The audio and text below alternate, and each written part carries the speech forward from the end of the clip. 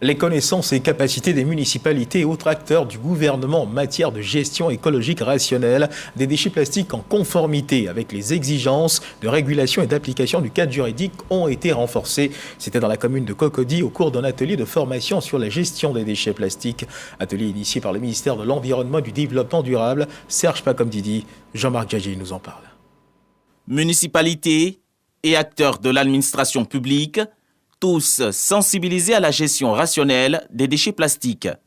Cet atelier de formation initié par le ministère de l'Environnement et du Développement durable rentre dans le cadre institutionnel du projet HIPOPSI, gestion des polluants organiques persistants. La formation d'aujourd'hui, c'est d'informer les membres du gouvernement pour dire que ces plastiques qui sont ici de ces rébus contiennent des polluants organiques persistants premièrement. Donc il ne faut plus les brûler parce qu'en les brûlant, vous allez créer encore un autre produit polluant organique persistant qui est cancérigène. Donc il ne faut plus qu'ils brûlent. Mais il se trouve que c'est de là qu'ils sortent leur gain de vie.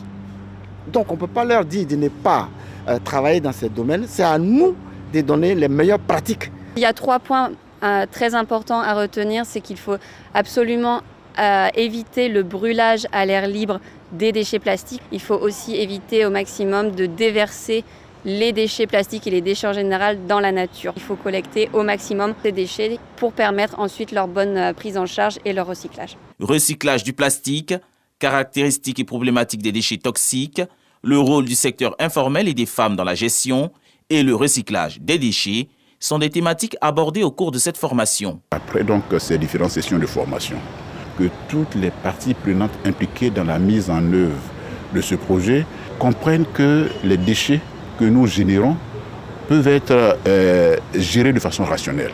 Ces déchets-là peuvent être valorisés. Ces déchets constituent à la fois donc une matière première dans le cadre de l'économie circulaire.